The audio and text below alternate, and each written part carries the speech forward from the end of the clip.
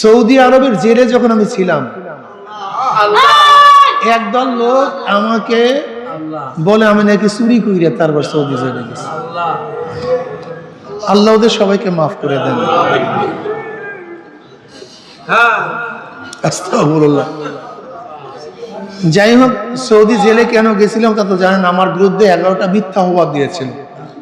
যখন সৌদি সরকার এটা জানতে পেরেছে তখন তো দেখছে সৌদির মেহমান এখানে আসছে, আমাদের কি সম্পর্ক হয়েছে, কিন্তু এটা মিথ্যা একদল লোক ছড়ায়। আল্লাহ আমাদের সবাইকে মাফ করে দেন। আমি সৌদি জেলে গিয়ে বুঝতে পারছি কিয়ামত একেবারে কাছাকাছি চলে আসছে। কিয়ামত একেবারে কাছাকাছি চলে আসছে। সৌদিওয়ালাদের ইবাদতের যে অবস্থা, তাদের ইবাদতের মেজাজের যে অবস্থা, ইবাদতের প্রতি তাদের আগ্রহ যা দেখলাম, বুঝছি কারবার শেষ হয়ে গেছে। ওরা প্রথম কি করছে? সুন্নাতের উপর আকর্ষণ উঠাইয়া দিচ্ছে, এই মহাব্বতের উপর আকর্ষণ উঠাইয়া দিচ্ছে, জান্নাত জাহান্নামের বয়ান থেকে মানুষকে দূরে সরাইছে, মুত্তাকি আলেমদেরকে সব অ্যারেস্ট করে ফেলছে, ওদের 5টা গোলামদেরকে আলেম হিসাবে নিযুক্ত করছে। এরকম করতে আস্তে আস্তে মহাব্বত থেকে দূরে করছে। মহাব্বত আস্তে আস্তে, অর্থাৎ ইবাদতটাকে একটা আধুনিকতা বানায় ফেলেছে। আধুনিকতা যখন দেখছে ইবাদত তাদের আধুনিকতা, এর মধ্যে কোনো আকর্ষণ তাদের মধ্যে নেই, তখন এই বুঝি কারবার শেষ। কেন মানুষ ধর্ম পালন করে মহাব্বত আবেগে। যেই ধর্মের পিছনে আবেগ মহাব্বত থাকে না, ওটা ধর্ম কোনোদিন কেউ পালন করতে পারে না, কেউ পারবে না কোনোদিন। এটা যে ধর্মই হোক না কেন, ধর্ম পালনের পিছনে আবেগ থাকতে হবে, মহাব্বত থাকতে হবে। এই আবেগ এবং মহাব্বত যেই ধর্মের পিছনে থাকবে না, সে ধর্ম দুনিয়ার কেউ কোনোদিন পালন করবে না। এই জন্য ওদের মূল টার্গেট হলো প্রথম মহাব্বত এবং আবেগের উপরে কি করা? হস্তক্ষেপ করা। প্রথম গোটা সৌদির মধ্যে দেখবেন ওদের মধ্যে আবেগও নেই, সেই মহাব্বতও নেই।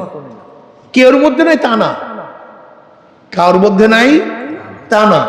সংখ্যা আস্তে আস্তে, এই যে দেখেন এখন সৌদির মধ্যে যা করতেছে সৌদি সরকার, আপনি বিশ্বাস করতে পারবেন না।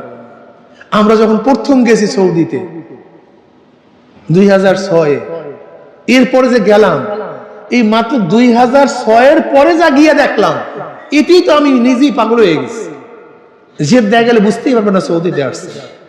মদিনার মধ্যে এখন অহরহ বেপর্দা মহিলা, অহরহ। আস্তে আস্তে আস্তে আস্তে আস্তে আস্তে আস্তে আস্তে আস্তে একদিনে তো সবকিছু ধ্বংস হয় না ভাই। ইসলাম কি এই পর্যন্ত একদিনে আসছে? বিদায় কি একদিনে হবে? আস্তে আস্তে আবেগের জায়গা, মোহাব্বতের জায়গা থেকে আমাদেরকে এখন এই দুনিয়ার, ইসলামকে দুনিয়ার সাথে একটা জড়াইয়া ফেলাই দিচ্ছে। এই দুনিয়ার সাথে যদি ইসলামকে জড়াইয়া ফেলাই, তখন ইসলাম আর থাকবে না। কেন? মানুষের মধ্যে দুনিয়ার আকর্ষণ অনেক বেশি, কোটি গুণ বেশি। যেমন আমার কথাই তো বলি, আমার মধ্যে সবচেয়ে বেশি,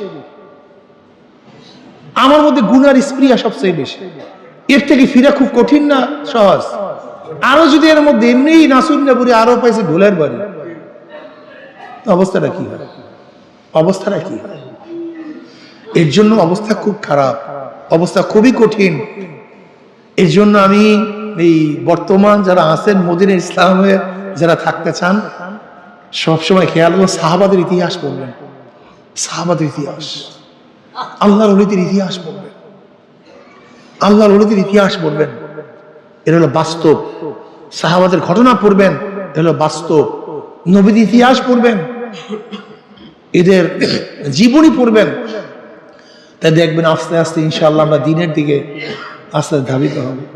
আর সবচেয়ে বড় কথা হলো সবসময় খেয়াল রাখবেন যে আমার অবস্থাটা কি, নিজের দিকে খেয়াল। মান আরাফা নাফসাহু ফাকাদ আরাফা রাব্বাহ। আমার হালাত কি, আমার অবস্থাটা কি?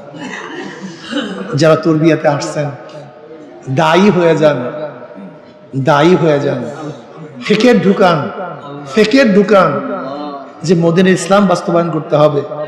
এই জন্য আমার দাওয়াত দিতে হবে, সবচেয়ে বেশি দাওয়াত দিতে হবে।